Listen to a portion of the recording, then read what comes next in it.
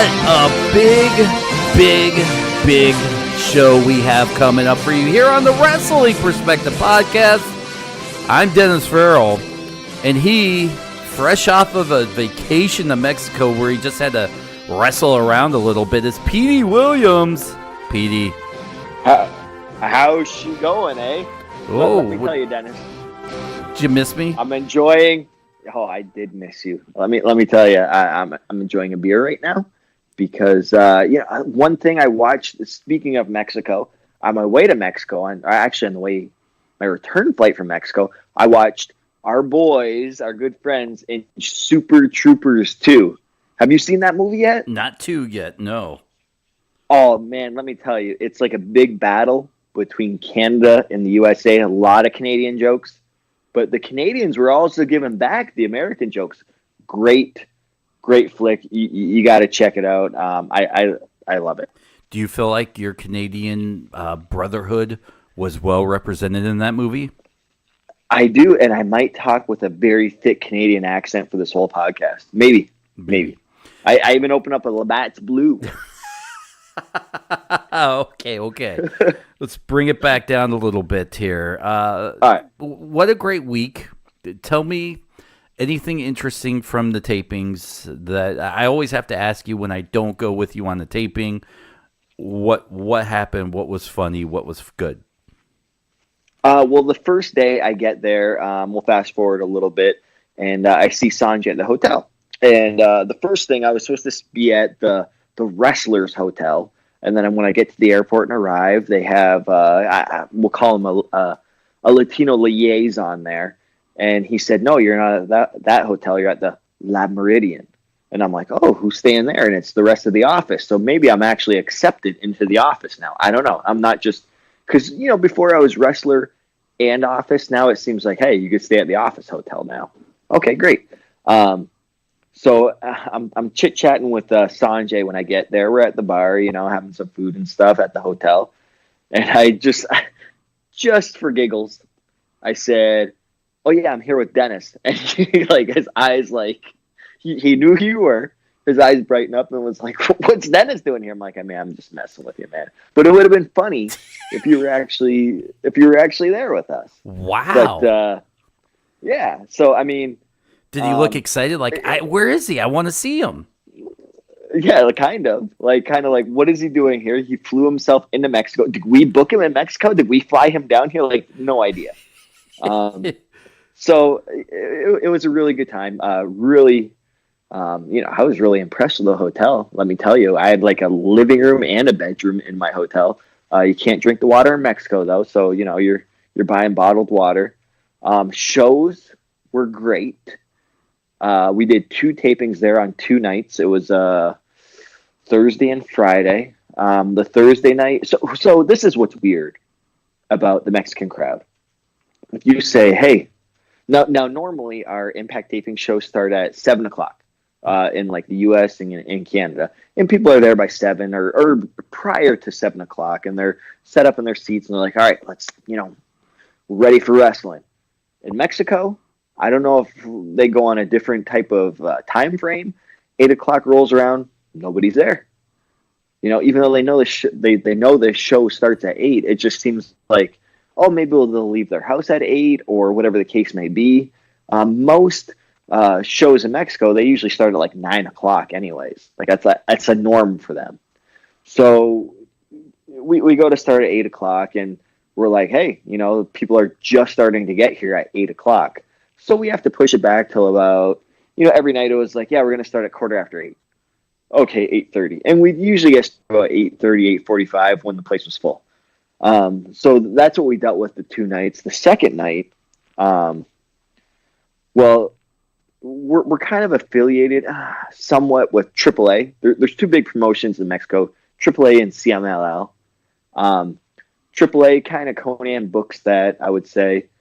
And the second night, which was the Friday night, right down the street, 15 minutes away, CMLL was having their big WrestleMania anniversary show at the same time as ours. And I was like, oh man, is anybody going to show up to our show? They're having their WrestleMania show. They're the two top promotions in Mexico.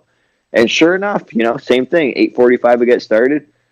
Places full, and we pumped out two good shows. So I was really happy with it. Listen, the Toronto shows, every time we gone back there, everybody says it's a whole different feel. It feels like you're running a show that people are interested in, especially if it comes off well on TV. How do you think this crowd will come off on TV going forward? It's a little bit different. Okay, so once again, primary language in Mexico is not English, Spanish, right? So, and obviously we're building for our American television show.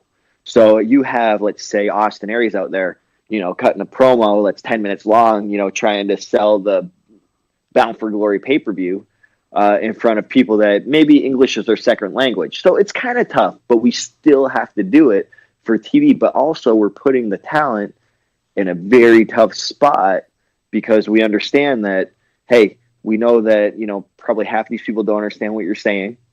And the other half, it's like English is their second language. So that's tough because we still have to go forward with our storylines, but at the same time, we got to do what we got to do. On the other hand, you got guys like Pentagon and Phoenix. I mean, it was amazing when their music hits, and their image comes on the big screen and they come out like they are just like the fans. They're like the Hulk Hogan's, the Rocks, the Stone Colds, whatever you want to call them, of Mexico right now. So they come out and the people are so into them. It is ridiculous. Like their opponents, if they do anything in the ring, even if it's like awesome, cool, amazing, they're like, nope, we don't care about you.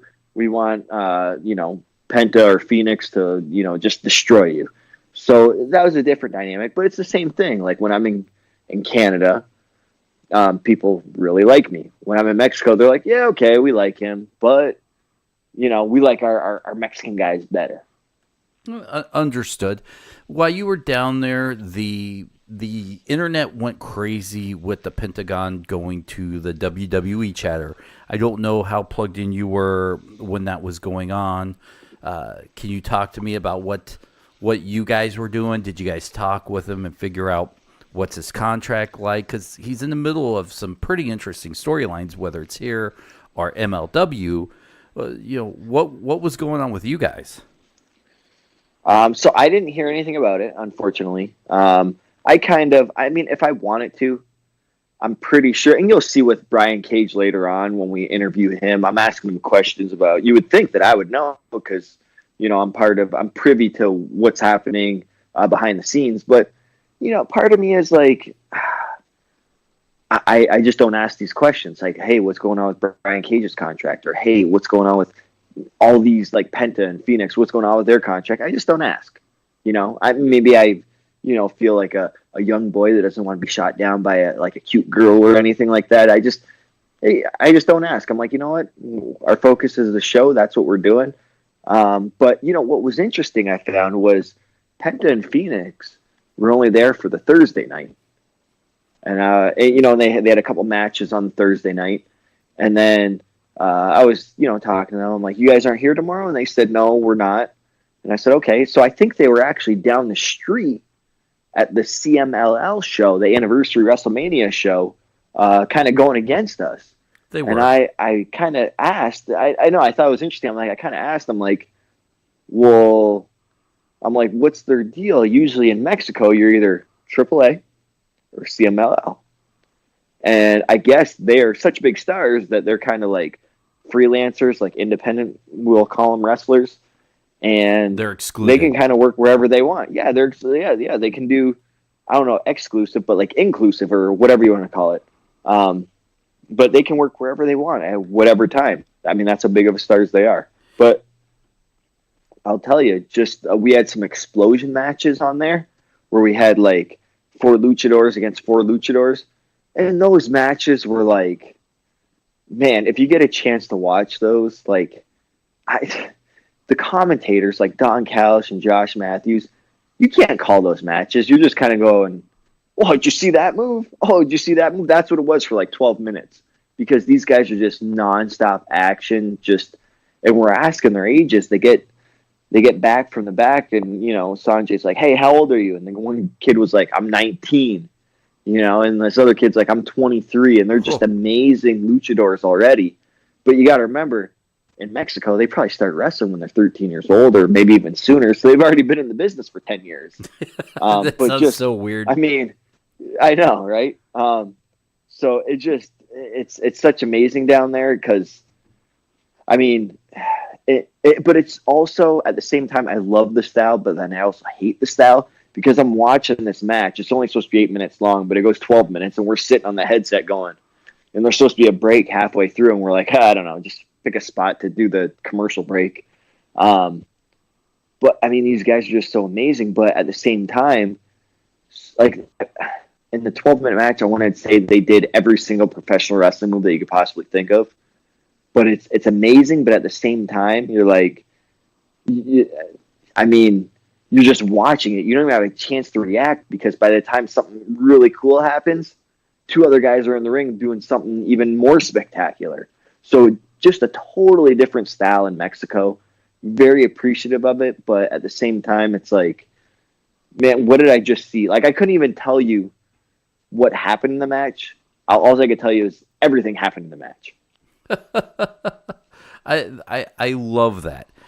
Finally, before we move on and start talking other things, the internet was also abuzz with the reports that Impact leadership went up to Connecticut to talk to WWE officials.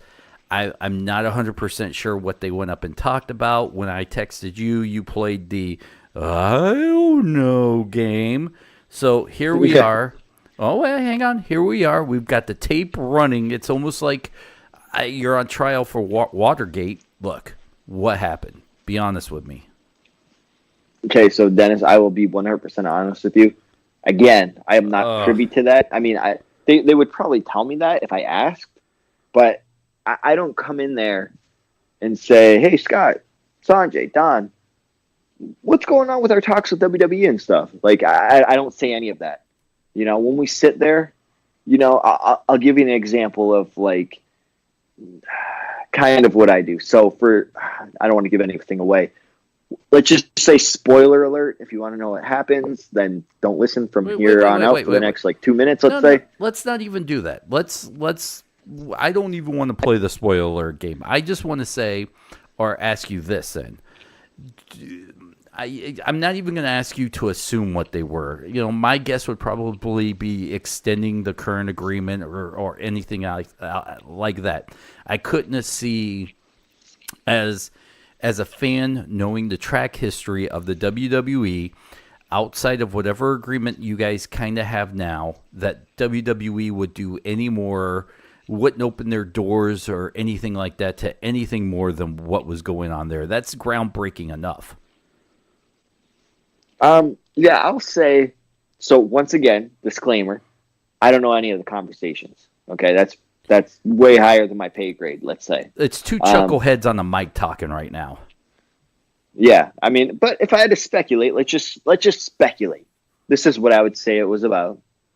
So back when, AJ Styles first or after a year or whatever the case may be, started with WWE, they obviously wanted some old footage of him, so they contacted Impact. Oh, hey, can you show, footage of AJ Styles from Impact Wrestling? And then, in return, they'd have the Global Wrestling Network little logo on the bottom of the screen and show stuff that was Impact related.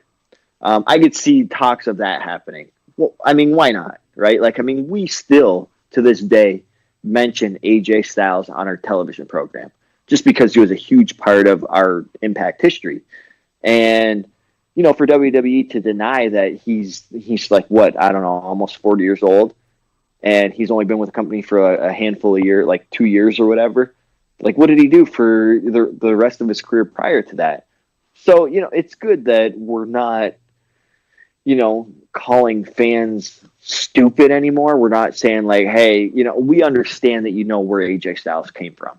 Like the majority of the fans anyways. Some of them might be like, oh, who's this AJ Styles guy? That are just like, casual wrestling fans that maybe just watch WWE. So yeah, I can see that definitely happening. Again, like maybe they re-up their deal, like saying, I don't know, like, yeah, you can use this footage, but make sure you promote our Global Wrestling Network app. I mean, that's what it probably was. That's kind of what I assume, because outside of Yeah. that, just to even get that was amazing. Yeah, and I agree. Like, and you got to think about it.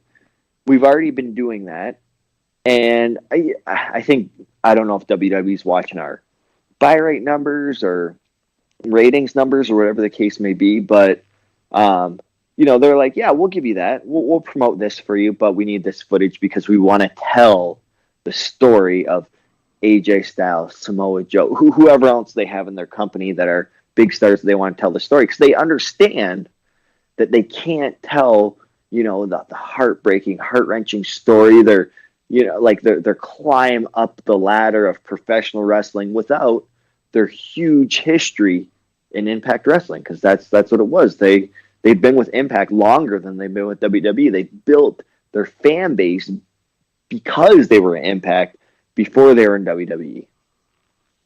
That makes sense, and I don't know if there's anything else I can talk about on that.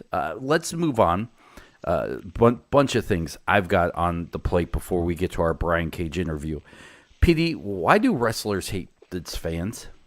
I'll be honest. Why do they hate what? Why do wrestlers hate their fans? Listen to me. You can candy coat it all you want, but I am a wrestling fan. But you listen to some of these older wrestlers, maybe Hall and Nash, not them personally, but that generation.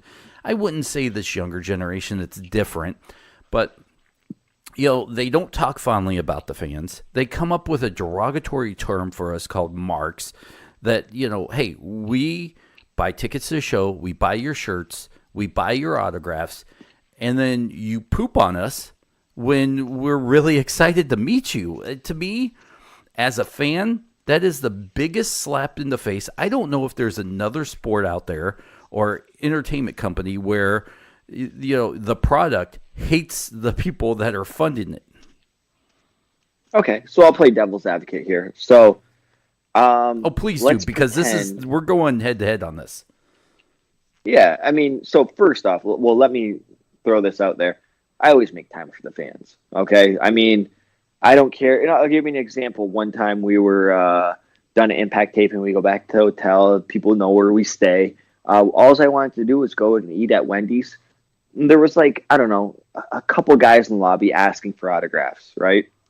And I said, okay. And another wrestler was like, I'll catch you after I'm done eating. I'm like, I'll sign it really quick. It's going to take me, like, I can almost walk at the same two Wendy's that I wanted to go to at the same time as I'm signing the autographs. No big deal. That's one thing. But at the same time, you have to think of this. I mean, a wrestler, let's say they wake up at 5 a.m., whatever the case may be, just catch a really early flight. They fly, they land, they got to get the rental car. They're traveling all day. They get to the building. They have to work all day, and now it's like, I don't know, 11 o'clock at night. They just worked all day. All they want to do is eat, go to bed kind of deal. And then, people are bugging about, can I get your autographs, pictures? Maybe they were bugged all day at the airport. Who knows, right? It has never affected me. Like, I was like, I'll always do that, because I would never, I put myself in their shoes. I would never want to be a fan and ask, like, my favorite wrestler, like, hey, can I get an autograph? And they say, no, get out of here, kid. Like, that would crush me as a kid. So I always make sure that, yeah, I'll take a picture with you. And just at the Impact tapings in Mexico, myself and a couple other guys left really quick out the back door, and there's a huge amount of fans in there, and they were like, come on, we got to go. And because we had to actually, in Mexico, certain things close at a certain time, and it was getting close, and we had to get some food. And if we didn't get the food, we weren't eating. And these guys bolted around the corner. They got past the crowd, and the crowd was like, oh, Petey, can I get, your autograph and picture and all that kind of stuff? I'm like, yeah, let's just make it quick. Let's do this. And I did all that, and I kind of ran off, and I made it in time. But I could see a wrestler being like, hey, I got to get to this place before they, or any place before it closes, or I'm not going to eat, and I'm going to be a luck kind of deal. All right. So hey, hang on. You've hit me with 1,000 things, and I get it. Although there was one fan of yours that I witnessed where he's like, "Hey, I know you're working late one night. Would you like to go out and have dinner and sit and talk with me?" And you're like, "Oh no, Dennis Farrell, I don't have time for you. I'm going to do other things that don't involve hanging out with you."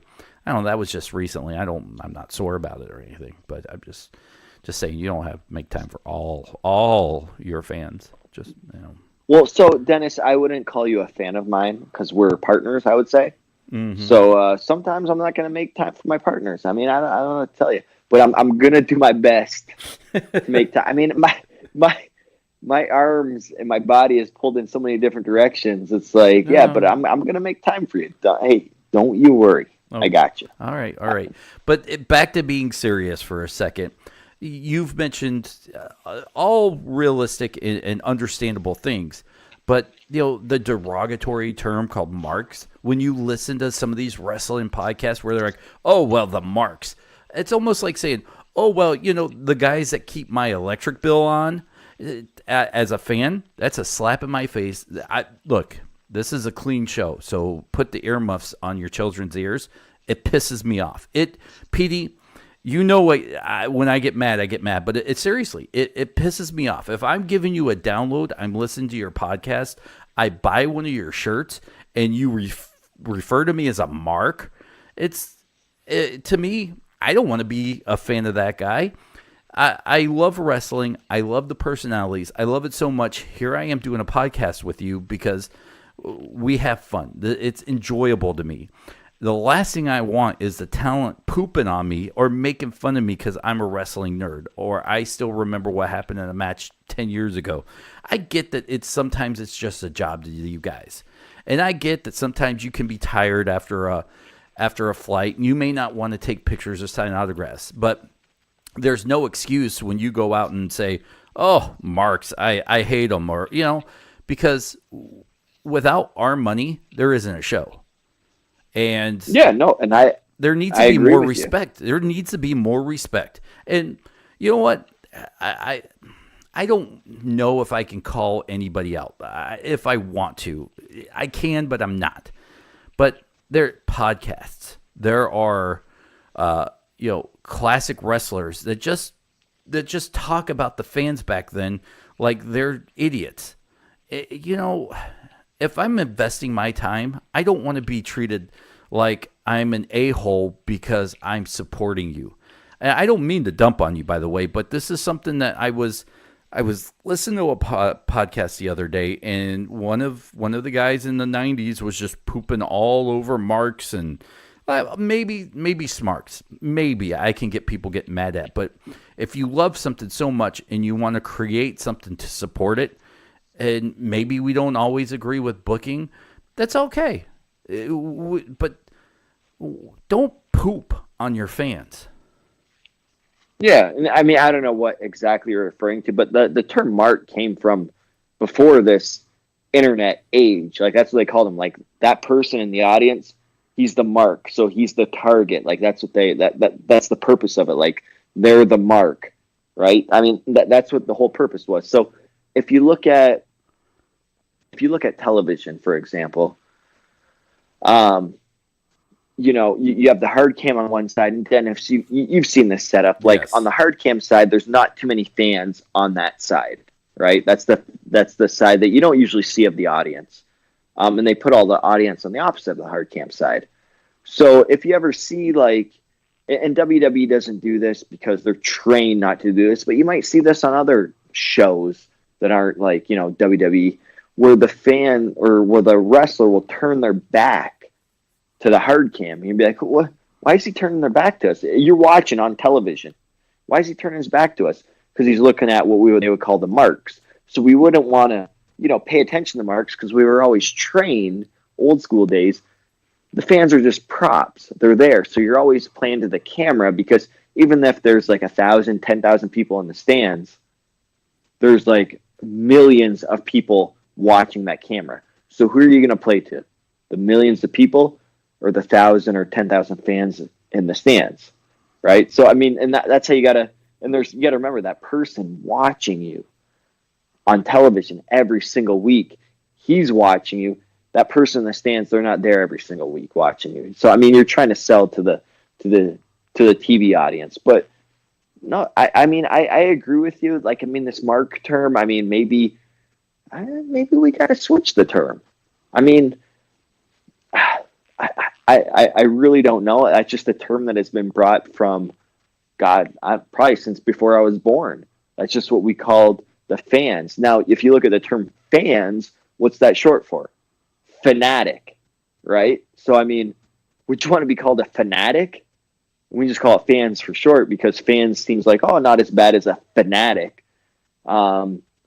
You know, a mark doesn't sound that bad. Fans doesn't sound that bad. But if you're like, hey, man, this guy's a fanatic. When I think of fanatic, I think like that guy's going to like, I don't know, look up all my personal information and try to like, I don't know, like take my wife and kids hostage or something like that. That's what you think of when you think fanatic. He's a fanatic of it.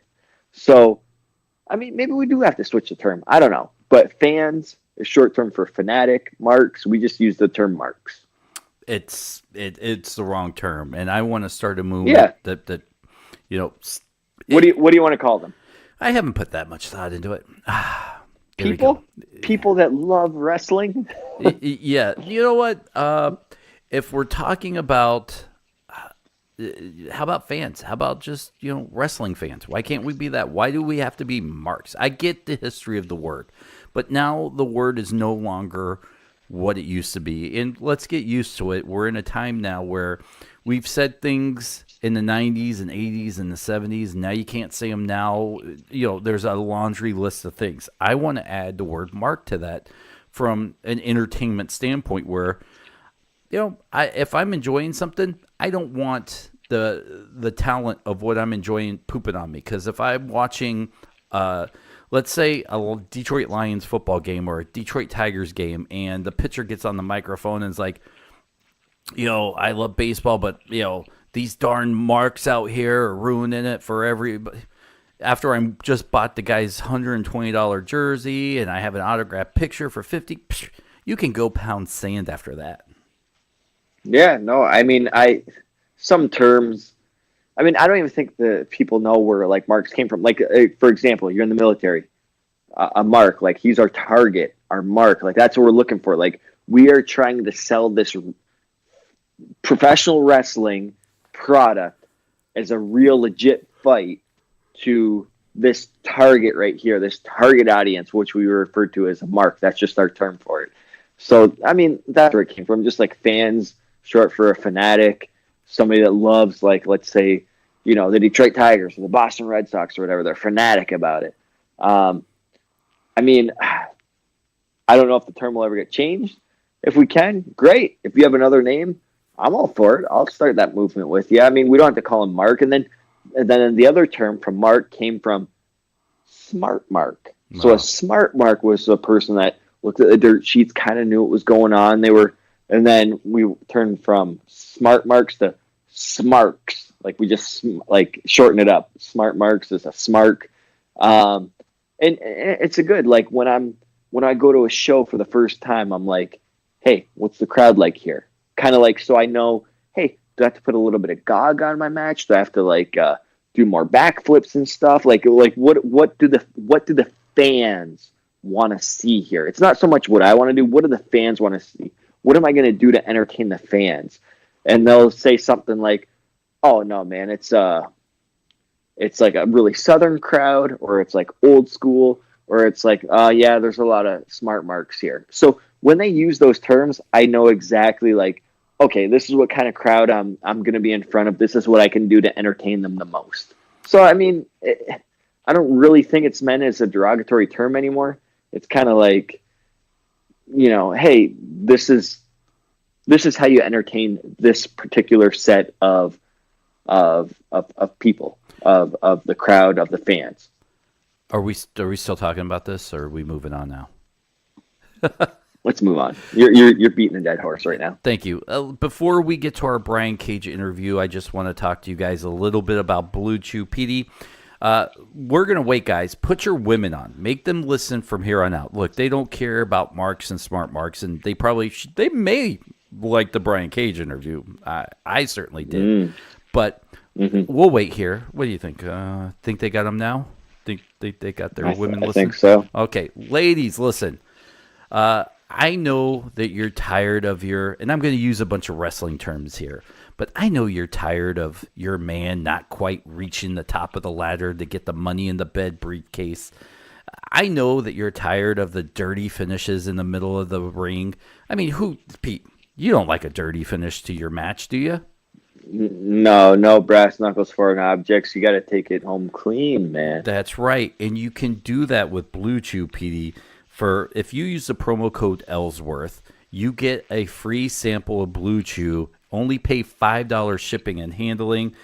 I got to tell you, I used it. I love it. My wife, I went from, you know what, honey, you did a good job, to holy cow, what was that? I mean, she almost loves me again. Yeah, I mean, when you start getting a "This is awesome" chant by one person, or multiple people, whatever you want, but "This is awesome" chant by one person, you know it's working, Dennis. That's exactly what happened. There was a "This is awesome," Fight Forever. There was the Fight Forever chant too in the same bedroom, and what other chants? Maybe a different F word forever. But you know what I'm saying? I do. BlueChew.com. Blue Chew brings you the same FDA-approved active ingredients as Viagra and Cialis, so you know it works. It works twice as fast because it's a chewable. I took a shower. I popped it before the shower, took the shower, and I came out, and guess what? I hit her with the kendo stick. Oh, the kendo stick steel chair. That's right. Brick table, yeah. Any day or night, empty or full stomach, you can take it whenever you want. As soon as the opportunity arises, let's say another team had a tag team match and they get knocked out, well, you can step in and take those opportunities, as we saw Ziggler and his buddy do the other night. Ladies, if you're still listening, by the way, you don't get any of these references. Just know that if none. Yeah, just know if your boyfriend takes Blue Chew, you'll have fun all night long. What does Ric Flair say? The oldest ride, but the longest line. Woo. Yeah, he does. I mean, if the ladies are still listening, let's just say it'll be kind of like Totally Divas, I guess. I don't know. I don't know what the ladies would reference to it. I'm not sure, and I'm not even going to try to insult them. Blue Chew is prescribed online, shipped straight to your door in a discreet package, so no in-person doctor's visits, which means your boyfriend's not wasting gas money or going to see a doctor. No waiting at a pharmacy, and best of all, no more awkwardness. They're made in the USA, and since Blue Chew is shipped direct, they're cheaper than anything you can get at a pharmacy. Use the promo code Ellsworth. As we said, you get the free shipment, and then you get $5. You pay $5 shipping and handling, and that's it, ladies. Look, I tell you, I got the "This is awesome" chant. That's all I can say, Petey. That's the end of this Blue Chew ad, I think. Thank God, right? Okay, Brian Cage. $5, man. It's cheaper than like a Young Bucks T-shirt. I mean, what can you do for $5? That's right. Use it. And by the way, if you use a promo code, they pay us, which means I can then take Petey to lunch or dinner, or the same lunch or dinner he doesn't want to go with me to. So, Or buy a Young Bucks T-shirt. I don't know why I'm promoting Young Bucks all of a sudden. Are they advertising on this podcast too? Did Blue Chew? I don't know. I think they're part of Blue Chew. I don't know. Hey, you know the Young Bucks, don't you? I do know the Young Bucks. Then send them a check for this ad, okay? All right, I absolutely will. All right, are you ready? Are you ready for Brian Cage? Oh, I'm ready. Let's do this. Petey Williams here on the Wrestling Perspective Podcast. We've had a ton of great names, but none literally bigger than Brian Cage. Petey, tell me, how did you land Brian Cage for our podcast? It was actually very difficult. No, it was actually it was pretty easy. We reached out to him. It was somebody that we wanted on our podcast for a very long time. I know it was kind of difficult because he wasn't really doing interviews for Impact Wrestling at the time, and now he's openly talking on the microphone and stuff. So I said, we got to get Brian Cage, and now this is our guest now. So Mr. Brian Cage, how you doing, man? Doing good, man. Doing good. Yeah. I had been hit up from a few people, via Impact about doing interviews and podcasts, and then they pulled them all since, I guess me talking was thing. Apparently, it just kind of coincidentally happened, and then now that I'm allowed to talk, I guess I can do interviews now. Yeah, apparently. So, I'm going to start off with the first question, if it's all right with you, Dennis. Yes, please. Okay, so Mexico City, right? I'm sitting there, and, I'm not to give anything away or anything like that. We just did tapings there. But I'm looking at this card, and, we'll just say that Brian Cage was teaming up with the Lucha Brothers and against 3 other individuals. And I'm thinking in my mind, I'm like, all right, this is kind of like a clash of styles. But then I'm watching the match. The match is phenomenal. And I'm looking at Brian Cage. He's doing more backflips and aerial stuff than the Lucha Brothers. So my question is, I look at you. You're a bodybuilder type, great physique, all that kind of stuff. But then I see you and how athletic you are with all your flips. It's almost like you're a luchador at the same time. So my question is, like, do you have did you used to be like a gymnast or whatever, or were you like bodybuilding first and then went into like doing all this other stuff? Like, what's your background in that? Your athletic background? I mean, I've always been like a good athlete as far as just playing multiple sports. A lot of it too, just amongst my friends. Not like I went throughout professional training or schooling for most of the sports. And when I first started wrestling, I was always in decent shape, and it's been definitely a decade worth of progress to get to the size that I am. But believe it or not, a lot of the aerial stuff that I've been able to do, I kind of just learned on the way. And some of them, even like a standing backflip, I couldn't do until just a few years ago. And I just tried it, and I was able to do it. And I was still, 250 pounds at that time. So I don't know, man. It just once I kind of got a crash pad or some places to try some stuff, I just tried it and I could do it. I was like, oh wow, holy crap, who would have thought? So there was no no gymnastic stuff, nothing. I just kind of went for it. I'm like, oh, I guess I can do it. Awesome. So I'm gonna jump in here and change a little bit of the direction and ask you, what were you a fan of growing up? Because there are some famous stories out there where it talks about you kind of becoming friends with Chris Kanyon, which was one of my favorites. I was a WCW guy growing up. Were you a WCW guy, and that's how your friendship evolved? Can you talk about that? So I mean, I watched both WCW and WWF at the time. But I was more a fan of Raw than Nitro. But I would actually get up. I'd stay up and watch Raw, and I'd get up at 5 a.m. to watch the last couple hours of Nitro, because every mother effer at high school would always come up to me like, "Oh man, did you watch Nitro last night?" I'd be like, "No, I recorded it." What you would think would imply I'm going to watch it later, and then think, "Oh, Sting won the title," or whatever spoiler would happen, and it'd piss me off. Like, I just told you I recorded it. So it led me to waking up at 5 in the morning every Tuesday to watch Nitro before I went to school. But yeah, so I was almost equally a fan, but I get a little bit nod to WWF. Now, given that, I'd never went to a WCW show, and when the Invasion angle was happening, and we're going to Raw, and I lived up in Northern California near Sacramento, it was my first chance to see Kanyon. I was always a huge fan of Kanyon. I loved all of his innovative offense and everything he did, and all of his, his angle with the Ravens flock and yada, yada, yada. So I was stoked to make a Who Better Than Kanyon sign. And this was in high school. And it was Austin Appreciation Night. And he was out there with the Alliance MVP T-shirt. He made his own Who Better Than Austin T-shirt. Because the question was always, who better than Kanyon? For those who don't know, that's why I do the Who Better Than Cage, as homage to him. And nice.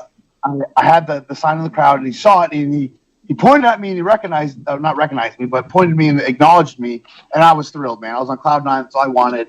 And as the show was ending, he came back out, as we were on the floor, and as we started heading up the stairs, he came back out, and he gave me the shirt, which I still have, and the Who Better Than Austin shirt.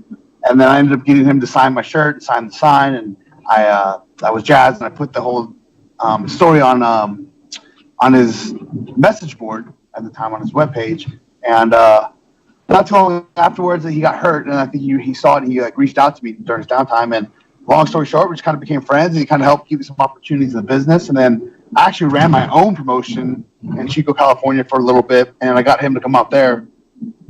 I got to work one of my idols in favorites in wrestling in my hometown, which was also a ginormous mission accomplished. I remember I even saying I felt like, at 22 or whatever, my wrestling career could be over and I'd be happy. But yeah, no. So I was a huge fan of Kanyon, and actually the three people I try to emulate in the ring were, or I wanted to, were the three Chris's. That was Chris Kanyon, Chris Benoit, and Chris Jericho.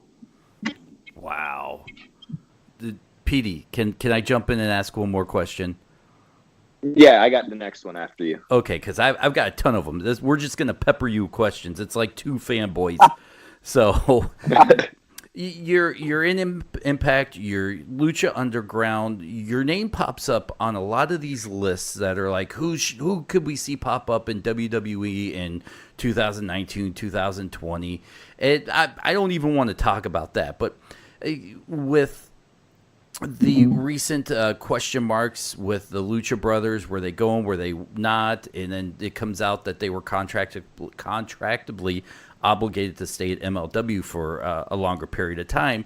And you may not want to talk about it. If not, it's okay. But what links on your contract are there right now that would prevent you from moving around? As far as to try to jump ship somewhere? Yes. I obviously would have to get released, but I'm signed with Impact and with Lucha Underground. Albeit from getting released, and I'm assuming if I'd have to wait the 90-month period or whatever, that would be the restraint from me going anywhere else. But not even trying to fade or save face. I'm super happy and content with where I'm at, doing independence and with my contract with both companies. So I'm not looking to head anywhere anytime soon at all. Okay. Hey, me either, Brian. Me either. So I want to kind of steer in a different direction. Bodybuilding, okay? Obviously, a passion of yours and stuff. So back years ago, I don't know if you're familiar with Matt Duvall, professional bodybuilder. So he used to train at the Can-Am Wrestling School where, myself and Demore and a bunch of other guys train. That was our home school. So I know that, for example, Triple H, huge mark of bodybuilding and stuff like that. Matt Duvall walked in the locker room one time with a couple other guys that were trying to get in, into WWE as an extra. And then Triple H right away, oh, Matt Duvall, come here. I want to introduce you to Vince, that kind of thing. So you being big into bodybuilding. And the problem with Matt Duvall, God rest his soul, is that phenomenal bodybuilder, but the athleticism nowhere near compared to what you have and your footwork and all that kind of stuff. So going to that, have you competed in actual bodybuilding shows? Walk me through that. How did that all work? Or are you just a fan of bodybuilding and just stay in shape? So I wasn't anything special. Growing getting out of high school, I was a whopping 155 pounds. I know. And then my PE teacher from sophomore year knew how much I wanted to be a wrestler, and he opened up. He was teaching summer school the year I graduated, and he opened up the weight room for me and said, "Hey, you can come out here and train. I'll let you train in the weight room if you want." So that's what kind of got my passion really into bodybuilding. I would just start to jog to my high school every morning that summer, and I would just start hitting the weights and just self-taught. And I started reading bodybuilding magazines, started to kind of really get into it and really enjoy it. And then it wasn't until 2012 that I did my first show. I kept on wanting to compete, but I kept kind of pussyfooting around it, I don't know, what if I have a show, or what if this, or what if that. I actually got injured in 2011 and was in really bad shape. People like to find those pictures too and act like I went from what I looked like then to now overnight. But once my shoulder healed and I started training, I was like, you know what? I got a fire lit under me. I want to get in the best shape of my life, and I want to finally compete. And so in 2012, I did my first competition. I won my class in the overall and the novice, and my class in the open. I fell in love with it. I've done about 5 competitions since then. I've won my class in every one, and I've won 3 other overalls. And I actually was going to compete for my pro show, for my pro card rather, in 2015, and then Lucha Underground started taping 2 weeks sooner than was originally scheduled, and that was the weekend of my competition. And I went back and forth with them about it, and basically they offered me a decent bonus not to compete. So I never did that show, and I tried to compete 2 more times after that, but it kind of like the same thing kept happening where, like, you know, midway the prep, I'd have to like pull out of the show. So I was just tired of killing myself for no reason. So I pulled that out. And I still love bodybuilding. I mean, I was just over this past weekend during my travels. I was paying attention to the Olympia weekend, and I wanted to be out there for that. And I probably will compete again at some point, but you know, it was more of just of a hobby passion rather as a professional passion, trying to make a career out of it. So I'm obviously fully content and happy. And this is all I've ever wanted to do since I was 10 years old, be a pro wrestler. So that's first and foremost. And I actually touch on that too. I do like to say too, I'm not a bodybuilder, trying to be a pro wrestler. I'm a pro wrestler that just happens to bodybuild. No, absolutely. And you could tell there's a difference. And I always reference Matt Duvall because he was a pro wrestler, a pro bodybuilder trying to be a pro wrestler. You see it all the time. And I don't really think it meshes. You can tell, like, you're a professional wrestler that happens to, actually be a bodybuilder. Quick follow-up question. It could be a quick yes or no answer. Maybe in the future, do you like have aspirations to be like, hey, I want to get my pro card to check it off my bucket list kind of deal? Oh, absolutely. Absolutely, yes. Like that. That's what I want to do, is at least just check it off the list. That I could compete as pro, maybe not. The glass half full part of that is, once you're freaking over 35, you could do the Masters, which is an easier way to get a pro card. So, I'm sure more than likely I probably will. Now, Petey, when did you leave Impact the first time around? First time around, I left in 2009. I got released. Came back 4 years later for like a couple months. All right. So was there any overlap? Because a lot of people don't know, but you've had kind of a cup of tea in Impact between 2012 and 2014, Brian Cage. Were there any overlaps between you and Petey then that you may remember, or was it just two ships passing in the night? I don't remember anything, Brian. I was there in 2013 for the summer of 2013. Were you there? When did I come there? You might have been there. One of the things, because I did a couple darks, then I did the guy deal, and then I did the Destination Next gimmick in New York. So what was that? That was summer of 2012, January 2013, and summer of 2014. We might have. I mean, I don't remember. Brian, do you? I'm not on top of my head. There's nothing. Yeah. Nothing that like. But me too. I'm Green Boy, so I wasn't like interacting. I'm just kind of sitting there waiting for someone to tell me what to do. So yeah. So we talk too much, but great. So you're not going to tell me Petey was a jerk to you, and you're still secretly wanting to rip off his head? No way. I would have marked out. If little Petey Pump was talking to me, I would have. I'm the same way too. Let's talk about. Hold on, Dennis. Yes. Hold on. I got to ask one thing. Since you said little Petey Pump, were you like, because Steiner, obviously great physique. Were you a Steiner fan at all? It could be a quick yes or no. Yeah. I love Steiner. Okay. All right. Great. Dennis, next question. Now, when it comes to character development, wrestling fans, maybe you can throw me in here, but I'm sure I'll see you again, so you can easily pummel me if you don't agree or like the way I phrase this question, but please don't hurt me too bad. The big guys are sometimes hamstrung with character development. They're either meatheads or they don't talk a lot or they just go out and destroy things. You said Chris Jericho was one of the guys you want to emulate, who was oozing personality. What have you done to try to break the mold and break out of that I'm just a big guy gimmick? Ooh, that's a good question too. You know what? And that's actually one of the factors amongst many others, but one of the factors of why I had Jericho in there too as well because of his charisma and his personality, which obviously separated itself too from the other two. I try to be more than just obviously looks and body guy, and then or just an impressive high spot guy as well. I don't feel like I've gotten independent shows. I've done some stuff. I don't feel like I've gotten a whole lot of I guess opportunity to try to do more personality wise or character wise on TV, especially too like Lucha when they first brought me in.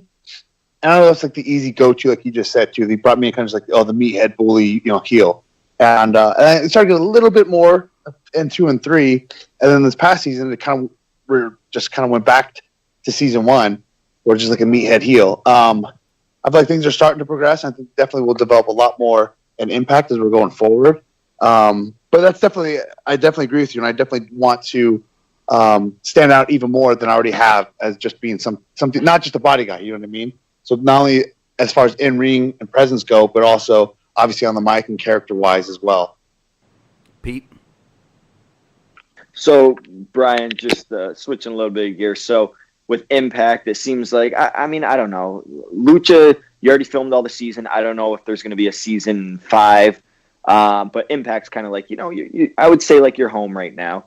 So back in 2000, I don't remember when you came in. I want to say it was last year, maybe in the fall-ish.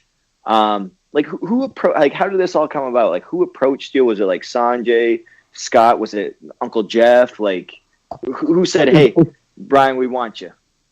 So originally, what's it talking to?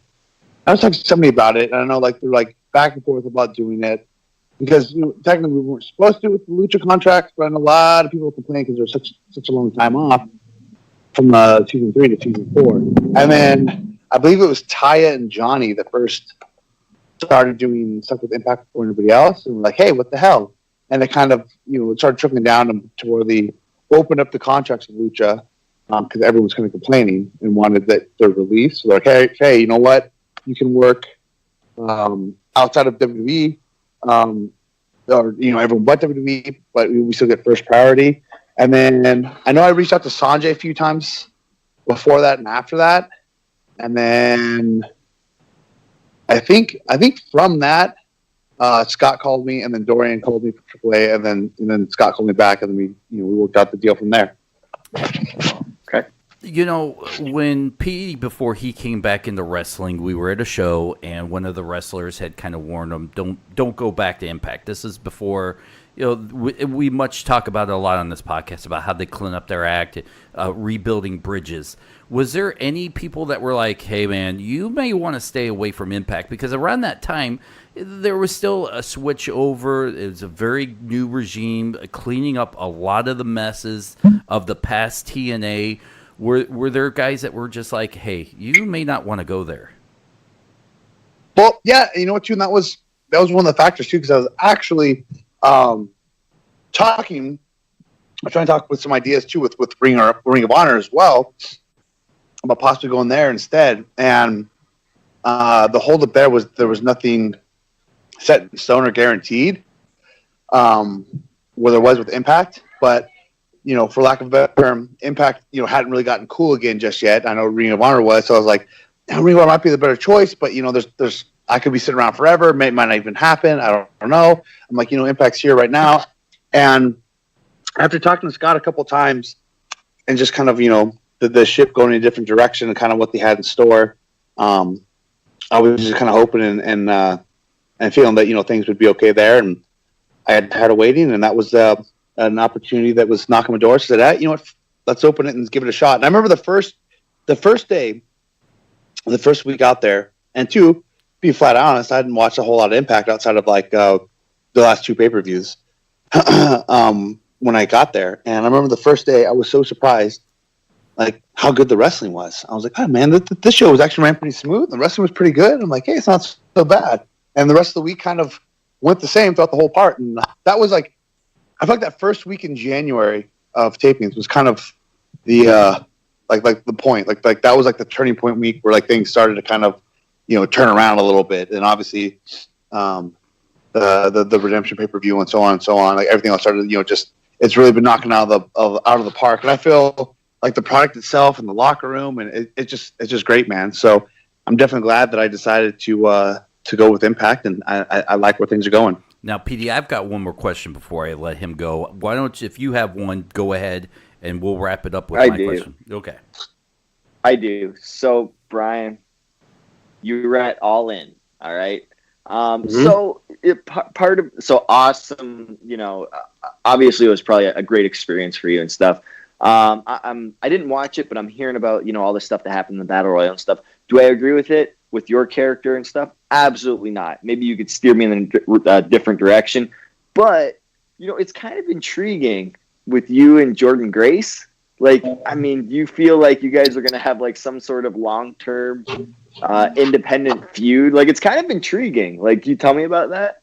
All right, so coincidentally, Drew from Beyond Wrestling had hit me up about working her, like way before the Battle Royal, and I actually was opposed to it, not because she's a girl, but because I've done 2 intergender matches, like full-on one-on-one intergender matches that both got rave reviews, and I was with Taya from Lucha Underground and with Tessa from Wrestle Circus. Now, I think those work so well too because of like kind of the feud and the story, kind of what we had built into it before going to the match. So it wasn't just, a freak show intergender match for the sake of it. So that's my only complaint. I was like, if there's more built into it, that'd be cool. I was like, you know what, Drew? She may not like this, but she's so like the female Michael Elgin, even though she's not a big fan of his, as far as like, her style, her look, her tights. And that's, a tag team partner of mine in the indies. So like, well, I would rather just team with her. We can be like the intergender effing machines, and then, we can wrestle whatever couple. And I put that out there, and he liked it, and it wasn't really working out. And he's like, "Oh man, I'm really sold on you guys working. Come on!" And so, long story short, I ended up, agreeing taking the match, and then coincidentally, a few weeks later, the all-in, over budget battle royal happens, and as they're going over the booking for that, and how they're making me look strong and what they're doing, I can already tell on paper, like as it's going down the list, right away I think in my head, like, oh, they're gonna have Jordan eliminate. It just makes sense. And then sure stuff. When it comes down to the final 4, Jordan eliminates me. And to be perfectly honest, I wasn't stoked on the idea as I was predicting it would turn out that way. But it's not like she beat me. She eliminated me, and it got such a good reaction and got so over, and especially how the way we put it together. I actually think that was the best way for me to be eliminated because, like, if I was to make it to that final 4, any I was to throw out Jordan or whatever and turn around and get thrown out by Bully Ray or by Cole Cabana, it would be very forgettable. There wouldn't have been anything special to it, so to speak.